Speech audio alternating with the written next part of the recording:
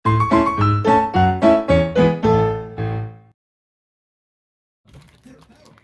guys, good afternoon. May dumating tayong package. Yung in-order ko to kay Iris Cafili. Nagkataon lang na napanood ko siya, dumaan siya sa wall ko sa Facebook. So, nagtitinda siya ng mga damit. So, ayan ayan. Dumating lang siya kanina. So, mga 5 pieces ata itong na-order ko na to. So, ayun guys, buksan natin. Mag-hold tayo. Ayan guys, na-open na natin. 1, 2, 3, 4, 5. Alam ko 5 items lang yung order ko. Aba, meron siyang freebies. Thank you sis. Thank you be. So, pakita ko sa inyo kung ano yung mga itsura nila. Ayan guys. So, pipicturan ko lang siya saglit kasi magte-thank you lang ako dun sa kanya kay Iris para malaman niya na dumating na sa akin tong in-order ko sa kanya. Pasensya na sa itsura ko guys, ha? Galing ako na malengke, galing kami sa labas ni Ricky. So, ito yung, wow, ang ganda niya. Tatayo ako. Tingnan niyo siya guys, oh. Ang ganda yung tela niya. Ganda ng printed niya, oh. Sakto to ngayon. Hindi ko man siya magamit ngayon. So, kahit hanggang next year may summer dress na tayo. Oh. Lampas siya ng lampas siya sa hanggang tuhod ko. Tapos, itong black. Can I open this? Ngayon na lang ulit ako umorder. Napa-order sa online. Kasi, hindi ko alam bakit na ko sa mga paninda niya. Ang ganda nito. Maxi dress. L size. Maxi. Mahaba siya. Ang ganda. Ito, ang ganda nito ng printed niya. Oh, white siya. Ang ganda niya. Malambot ang tela niya. Ito, I like it. Gusto ko din siya. Tapos, mayroon pang isa. Si Lacoste. Lacoste. Oh. Oh, maganda yung niya, oh. Lacoste po siya. Siguro class A na Lacoste to. Hindi siya yung talagang sasabihin natin May button siya sa harap. Nakaganyan. Hindi ba ako umitim? Haggard tayo. Pasensya na. Ayan. Tsura niya, guys. Oh. Hanggang tuhod siya. Maganda. Pang pang labas. Zara siya. Zara Lacoste siya, oh. Zara. And then, ito yung dito ko na sa made in China pala siya. Yung t-shirts na oversized t-shirts. Wow, cute naman. Mga oversize siya. Cute somewhere. Oh, tingnan nyo siya guys, oh. White. Ang ganda no printed niya sa harap, oh. Ganda siya. Maganda. Large. Made in China. Ayan, cute. I like it. I like it. Then, the black one.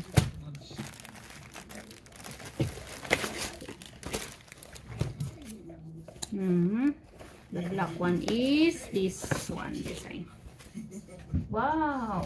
Ito maganda rin. Oh, ganda ng printed niya rin sa guys, oh. Maganda siya guys. So, ayan. Oversized t-shirts. Cute. Cute. Okay. So, ngayon, itong kanyang freebies. Natin. Open din natin yung freebies niya. Para din siyang maxi, no? Na one piece. Cute naman ito. Style siya, Burberry. Pero syempre, hindi siya authentic na Paganyan siya. How do I look naman? O, diba? Ang cute. Thank you. Hindi ako mahilig sa mga may color na pero ito maganda siya. I like it. Ayun lang, yun lang natin ngayon, ganap natin. So, baka bukas pumunta ako doon kila Maisel. Kukuhanin natin yung mga gulay na pinabili ng mga kasamahan ko sa work. So, wag na lang pansin yung mga nasa likod guys ha, kasi kahit ilang beses kong iligpit yung mga laruan ni Rico na yan, ilalabas at ilalabas niya pa rin. Kaya hinahayaan ko na lang siya. Hindi naman siya pang matagalan na ganyang maliit na makulit na bata, 'di ba? Kaya inaano ko na lang siya na ma-enjoy niya yung pagiging makalat niya ngayon. So, paglaki niyan, mamimiss ko yung mga ganitong ginagawa ko sa kaliligpit sa mga kalat niya. So, hayaan na lang natin. Ini-enjoy ko lang pag ganyan. Hinahayaan ko lang siya. Pagka may time din naman, talagang tinuturuan ko siya na iligpit niya yung mga kinalat niya. Pero syempre, bata pa rin talaga. Ibabalik at ibabalik pa rin po talaga niya yung kalat niya na yun. So, wala na tayong magagawa doon. Ayan na guys, mag-ano na ako ng dinner namin. So, kita na lang ulit tayo sa susunod nating ganap. Saka na maglagay sa frigidaire. Kaya nga eh. Yung ampalaya din ba pwede? Ang dami Ay, nito. hindi pwede. Ampalaya hindi maano. Tatagal. Lalong papait. Ito pwede ito. Si nanay, si tatay. Ayan. Ito ko na i-frigidaire mo nga. At ito. Ito yung bukid nila. Oh. Pagbuhan kasi doon sa isang lupa doon. Sa kabila? Nadaanan ko lang po yun. Pero ayan guys, yung mga tanim nila nanay. Ayun na, uwi na tayo Rico? Cairo? Okay, uwi na tayo. Uwi na. Ihahatid lang namin to. Tapos, uwi na kami. Mama na,急になったはずの動物の森さ、雪になるの？ Guys, andito kami sa parking ng trabaho ko. Inaantay ko yung kaibigan ko na nagpabili ng ng sira na ipin ni Rico. Oh, yan oh, ang hilig niya kasi sa matatamis. Nagpabili ng gulay. So, pagkagaling ko kanina doon kila Basil, doon kila nanay, dumiretso kami saglit ng Apita. Bumili lang ako ng kape.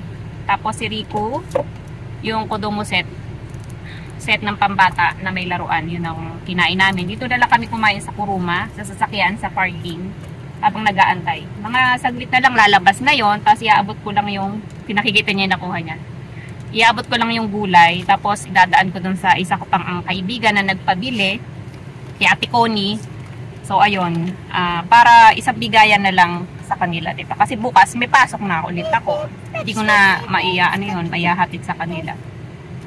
Antay-antay lang ng konti. Naiinip na nga to eh.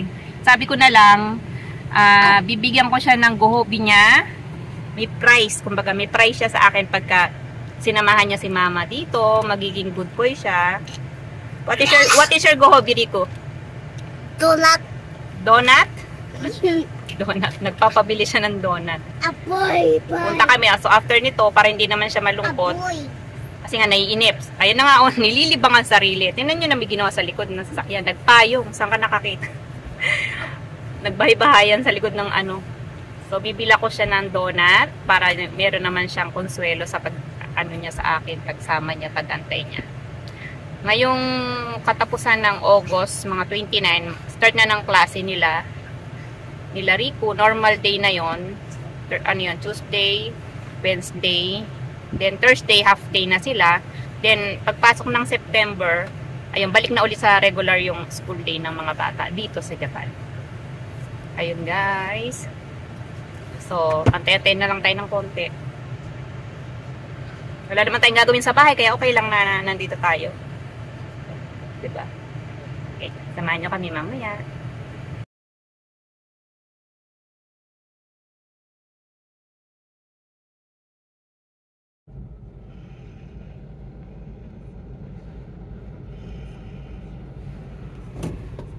Umuulan na sa labas guys. Ang oras na 4, magpa 5 na. Umuulan na.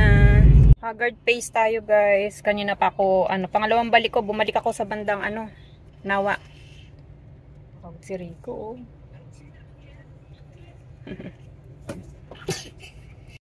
The next day. Morning, Rico.